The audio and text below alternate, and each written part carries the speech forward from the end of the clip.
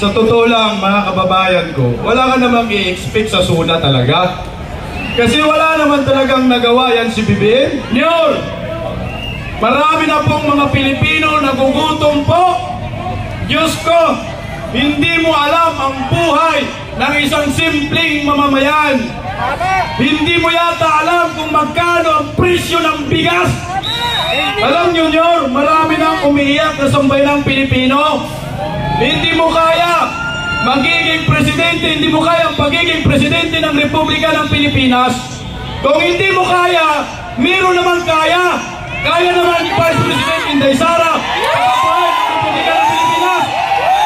Mag-resign ka na, Inday Sara! Pasok! Ang SONA, mga kapatid, ang SONA ay baliwala dahil wala pong nagawang mabuti para sa bansang Pilipinas.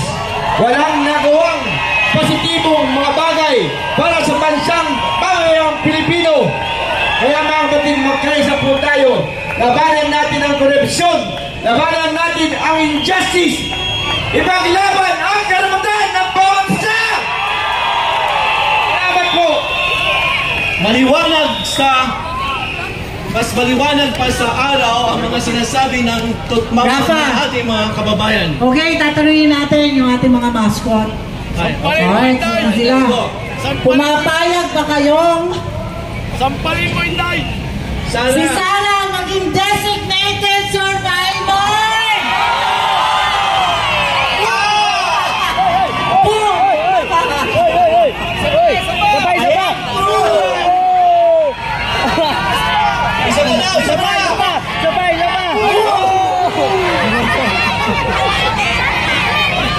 Ayan! Of course, Sara! Our nation's alternative. Ganyan. Okay. Meron po na, Miss Vivian. Yes. Meron po akong gustong tawagin kasi sila talaga ang ating katulong. Iniwanan na tayo ng mga networks, iniwanan tayo ng malalaking TV, radio. Ang mga vloggers, ang mga kapartner natin. Correct. Diba? Correct. Andiyan si Bisdak, oh. Yes. Andiyan si third floor. Si third floor. Nasaan si third floor? Ayan. Nasaan si third floor? Ito. Dito. Ito. Let's ask Miss Pam. Miss Pam. Okay. Pwede nang mag-exit ang ating mga Let's ask Miss Pam. Ano po, Miss Pam, ang opinion ninyo sa darating na SONA ng ating Pangulo? Bilang isang dating PCO, ano po ang opinion ninyo? Nako, mataas ang ating expectations sa pangatlong SONA ng ating Pangulong Bongbong Marcos. Meron tayong mga dissatisfaction dun sa pangalawa.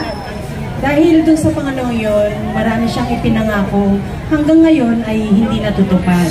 So kung wala tayong nakitang mga katuparan sa pangako yun, what do we expect now sa third SONA niya? Wala.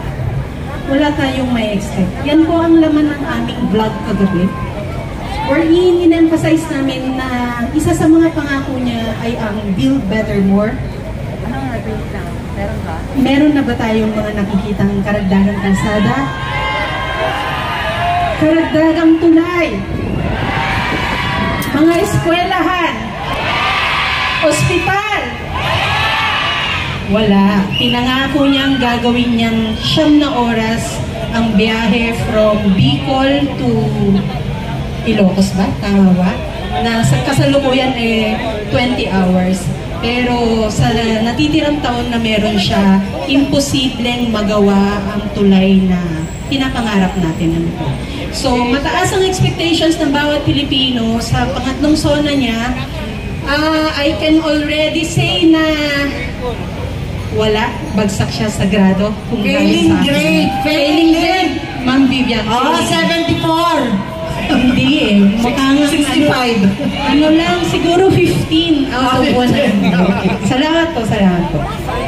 Thank you, Miss Pam and Mr. Marlon. Now, we call on another good vlogger na galing sa Mindanao. Minsta! Ano talaga ang opinion mo? Minsta! Ang tanong, ano ina-expect mo or ano ang opinion mo sa darating na SONA ng ating Pangulo? Ito prangkahan to ha. Wala tayong mima-mima dito. Sa totoo lang mga kababayan ko, wala ka namang i-expect sa SONA talaga. Kasi wala naman talagang nagawa yan si BBM. Wala kang i-expect. Ang masasabi ko lang, Nyor! Dami ng galit dito sa Liwasang Bonifacio, Nyor. Alam mo, Nyor, pag hindi mo Nyor kaya, magiging presidente, di naman talaga kaya.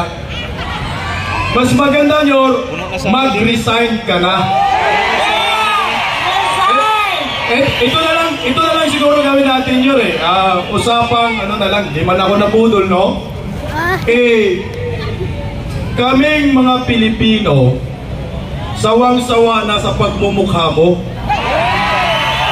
Ayaw namin ng isang presidente nagkukubli sa kanyang pagkatao. Alam na po ng sambayanang Pilipino ang tunay ng pagkatao mo bilang isang presidente ng Republika ng Pilipinas. Diyos ko Nyor, sa buong daigdig saan mang sulok ng mundo, basta may Pilipino, alam namin Nyor, wala kang kwentang pangulo, panggulo ka lang. Puro ka lang giwi, sabi niya. Nyor, marami na pong mga Pilipino nagugutom po. Diyos ko, hindi mo alam ang buhay ng isang simpleng mamamayan. Hindi mo yata alam kung magkano ang presyo ng bigas. Hindi ka naman bumibili.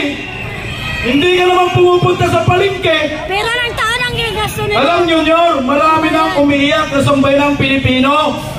Hindi mo kaya magiging presidente, hindi mo kaya ang pagiging presidente ng Republika ng Pilipinas. Kung hindi mo kaya, meron naman kaya. Kaya naman ni Vice President Inday Sara ang kapahay ng Republika ng Pilipinas. Pambira! Pwede ba magpura? Mag-resign ka na! Inday Sara! Pasok! Tapang na panawagan ni Bisdak na gagawin ka na! Okay na tayo? Meron pa po tayo Okay. tatawagin dito Sa stage. sa stage. Maraming salamat pala doon sa ating mga nagsalitang mga matatapang at mga maiisok. Yan. Okay.